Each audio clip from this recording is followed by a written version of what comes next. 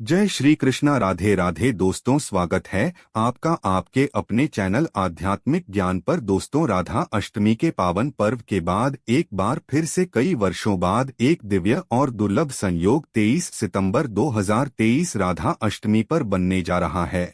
और यदि आप भी आपके घर की सुख शांति, संतान की कमी और धन की कमियां कर से परेशान हैं या आपका भाग्य आपका साथ नहीं दे रहा है, तो दोस्तों 23 सितंबर 2023 राधा अष्टमी पर ये 6 चमत्कारी और असरदार उपाय आप जरूर करें और आप देखेंगे कि कुछ ही दिनों में आपकी सभी समस्याओं का हल संपूर्ण रूप से हो जाएगा। दोस्तों, कई 1000 वर्षों बाद 23 सितंबर 2023 को बहुत ही दुर्लभ और दिव्य संयोग बनने जा रहा है, क्योंकि इस दिन राधा अष्टमी के पावन पर्व के साथ साथ कृष्ण योग, अमृत सिद्धि योग और साथ ही धनलक्ष्मी जैसे कई योग बन रहे हैं। और इस दिन भगवान श्री कृष्ण और राधा रानी सबसे अधिक प्रसन्न होने वाले हैं। इसलिए दोस्तों, अगर आप भी भगवान कृष्ण और राधा रानी से इस दिन जो भी सच्चे दिल से मांगेंगे वो मनोकामना आपकी जरूर पूरी होगी। और इस दिन ये 6 उपाय करने से आपकी किस्मत चमक उठेगी। आखिर कौन से हो पाए जो आपको सभी कष्टों से मुक्त कर देंगे? आज की इस वीडियो में हम आपको विस्तार से बताएंगे, इसलिए दोस्तों वीडियो को आखिर तक जरूर देखें। और दोस्तों, अगर आप भी अपने जीवन में भगवान श्री कृष्ण और राधा रानी की कृपा पाना चाहते हैं तो इस वीडियो को लाइक करके कमेंट में जय श्री कृष्ण राधे राधे लिखना ना भूलें। दोस्तों, हिंदू धर्म में भाद्रपद मास के शुक्ल पक्ष की अष्टमी की तिथि का बहुत ज्यादा धार्मिक महत्व माना गया है, क्योंकि इस दिन भगवान श्री कृष्ण जी की प्रिय राधा रानी की जन्मोत्सव मनाया जाता है। राधा रानी की पूजा और व्रत से जुड़ा यह पर्व श्री कृष्ण जन्मोत्सव से ठीक 15 दिन बाद पड़ता है। इस साल यह व्रत 23 सितंबर 2023 शनिवार के दिन मनाया जाएगा। दोस्तों, हिंदू मान्यता के अनुसार भगवान श्री कृष्ण जी की पूजा और उनके लिए राधा अष्टमी पर रखा जाने वाला यह व्रत राधाष्टमी की पूजा के बगैर अधूरा माना जाता है। दोस्तों, भाद्रपद शुक्ल राधा अष्टमी 22 सितंबर को दोपहर 1:35 से प्रारंभ होगी और अगले दिन 23 सितंबर को दोपहर 12:17 पर समाप्त होगी। उद्या तिथि के चलते राधा अष्टमी का पर्व 23 सितंबर दिन शनिवार को मनाया जाएगा। इस दिन राधा जी की पूजा का शुभ मुहूर्त सुबह 11 बजे से दोपहर 1:30 बजे तक रहेगा। आइए अब जानते हैं राधा अष्टमी की पूजा की संपूर्ण विधि, जिसके बिना इस दिन की गई पूजा और व्रत अधूरे माने जाते हैं। यदि आप पहली बार राधा रानी के लिए व्रत रखने जा रहे हैं तो आपको 23 सितंबर की सुबह सूर्योदय से पहले उठना चाहिए। राधाष्टमी व्रत वाले दिन प्रातःकाल स्नान ध्यान करने के बाद भगवान सूर्य को अर्घ्य दें और उसके बाद राधा रानी के व्रत को विधि विधान से करने का संकल्प लें। इसके बाद घर के ईशान कोण या फिर अपने पूजा घर में राधा रानी की प्रतिमा या फोटो को पवित्र जल से शुद्ध एवं साफ कर लें। इसके बाद उनके आगे एक मिट्टी या तांबे का कलश में जल, सिक्के और आम्रपल्लवी रखकर उस पर नारियल रखें। राधा जी की फोटो या प्रतिमा को पीले कपड़े से बने आसन पर रखें और उसके बाद पंचामृत से स्नान कराएं। इसके बाद एक बार फिर उन्हें जल चढ़ाएं और पुष्प, चंदन, धूप, दीप, फल आदि अर्पित करके उनकी विधि विधान से पूजा और उनका श्रृंगार करें। राधा जी के व्रत में उन्हें भोग लगाने के बाद भगवान श्री कृष्ण की भी विधि विधान से पूजा करें और उन्हें भोग में फल और मिठाई के साथ तुलसी दल जरूर चढ़ाएं। इसके बाद राधा रानी के मंत्र का जाप या उनके स्तोत्र का पाठ करें। पूजा के अंत में श्री राधा जी और भगवान श्री कृष्ण की आरती करें और सभी को प्रसाद बांटें और स्वयं भी ग्रहण करें। सनातन परंपरा में राधा जी की पूजा एवं व्रत का बहुत ज्यादा महत्व माना गया है। हिंदू मान्यता के अनुसार यदि कोई भाद्रपद मास के शुक्ल पक्ष की अष्टमी वाले दिन उनका व्रत रखता है तो उसके जीवन के सभी पाप दूर हो जाते हैं और उसे अक्षय पुण्य की प्राप्ति होती है। हिंदू मान्यता के अनुसार राधा रानी की कृपा से साधक के सभी दुख पलक झपकते दूर होते हैं और उसकी सभी मनोकामनाएं पूरी होती हैं। और आज हम आपको 8 ऐसी वस्तुओं के बारे में बताने जा रहे हैं जो भगवान कृष्ण को अति प्रिय है। और इस दिन अगर आप ये उपाय कर लेते हैं तो भगवान श्री कृष्ण आपसे अति प्रसन्न होंगे और इस दिन कृष्ण भगवान के प्रसन्न होने से आपको राधा रानी जी का भरपूर आशीर्वाद मिलेगा। इसलिए दोस्तों, अगर आप भी भगवान कृष्ण और राधा रानी की असीम कृपा प्राप्त करना चाहते हैं तथा माँ लक्ष्मी की कृपा प्राप्त करना चाहते हैं, अपनी मनोकामना को पूर्ण करना चाहते हैं, तो राधाष्टमी आने से पहले ही इन वस्तुओं को अपने घर पर अवश्य लेकर आएं। अगर आप इन सभी वस्तुओं को घर में नहीं ला सकते हैं तो कम से कम आप इनमें से कोई भी एक वस्तु घर में अवश्य लेकर आएं और भगवान श्री कृष्ण को यह वस्तु अवश्य अर्पित करें ताकि राधा रानी आपसे खुश होकर आपकी सभी मनोकामनाएं पूर्ण कर सकें। दोस्तों, नंबर 1 भगवान गोपाल की अति प्रिय वस्तु है मोरपंख। कहा जाता है कि राधा रानी के महल में बहुत मोर हुआ करते थे। जब वो भगवान श्री कृष्ण की बांसुरी की धुन पर नृत्य करते थे तो उनके साथ में मोर भी नाच करते थे। एक दिन किसी मोर का पंख जमीन पर गिर गया, जिसे तुरंत उठाकर भगवान श्री कृष्ण ने अपने मस्तक पर सजा लिया। भगवान कृष्ण जी के मस्तक पर सजा मोर पंख राधा रानी के प्रेम की निशानी मानी जाती है।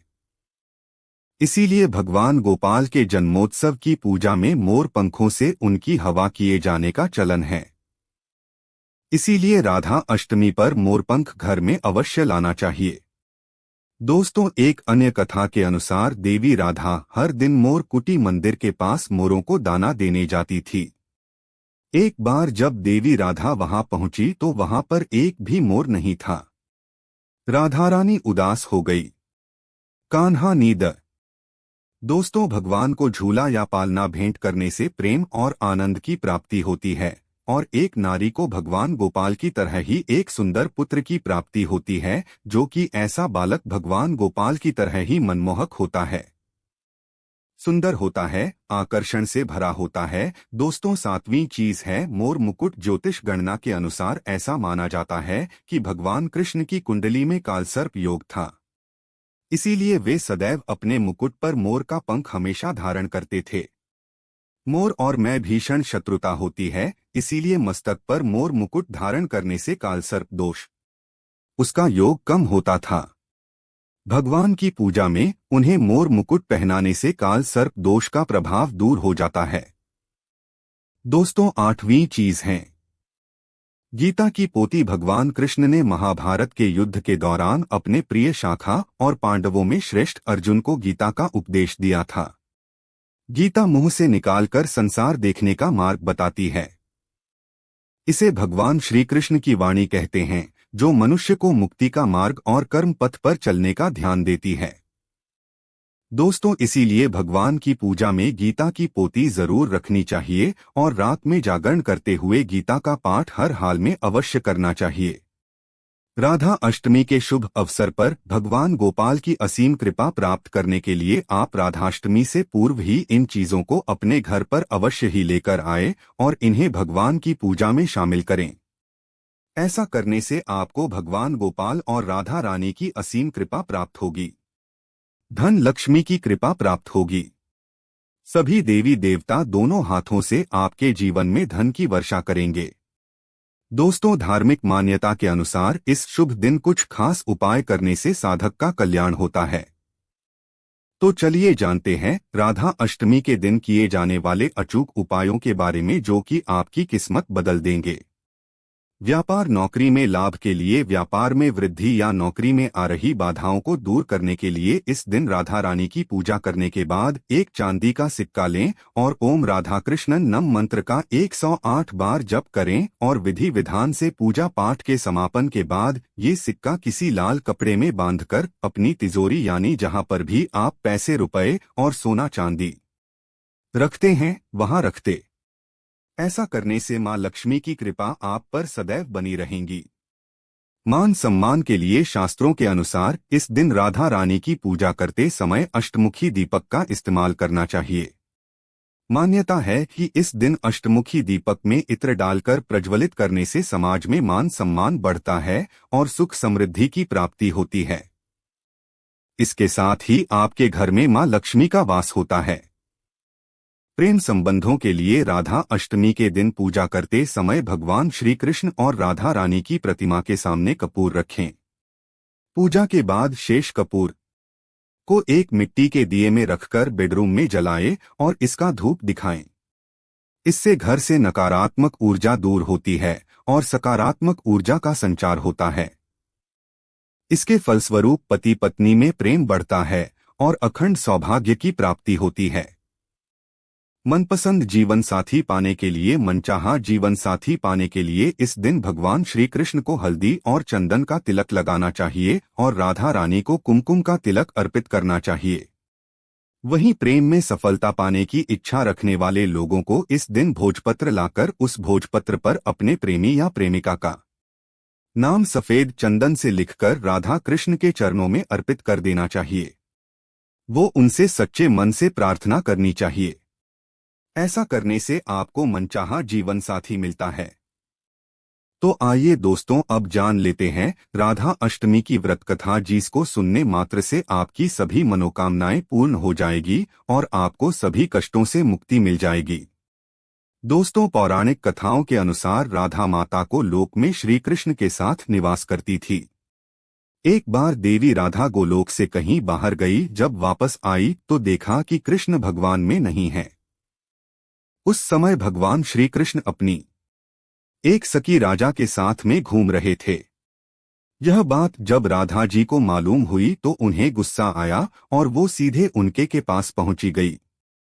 वहां पहुंचकर उन्होंने भगवान श्री कृष्ण को काफी भला बुरा कहा।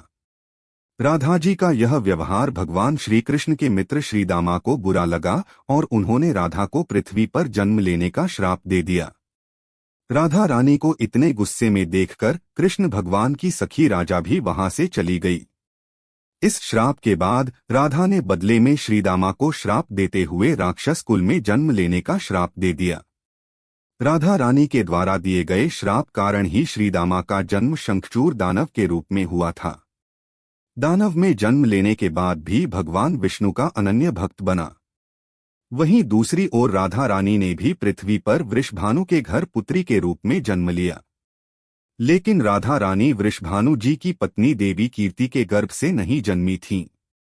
दरअसल जिस असमय श्रीदामा और राधा रानी ने एक दूसरे को श्राप दिया, तब भगवान श्री कृष्ण ने राधा रानी से कहा कि आपको पृथ्वी पर देवी कीर्ति और वृषभानु जी की पुत्री के रूप में रहना है। इसके आगे भगवान श्री कृष्ण ने राधा रानी से कहा कि जब आप विवाह के योग्य हो जाएंगे तो आपका विवाह मनुष्य के अवतार में रायन नामक एक वैश्य से होगा। हालांकि वह भी मेरे अंश अवतारों में से ही एक होगा। आप धरती पर भी मेरी प्रियतम बनकर ही रहेंगी, परंतु हम दोनों को वहां बिछड़ने का दुख सहना होगा। ये राधा रानी, अब आप धरती पर जन्म लेने की तैयारी करें। सांसारिक दृष्टि में देवी कीर्ति गर्भवती हुई और उन्हें प्रसव भी हुआ। लेकिन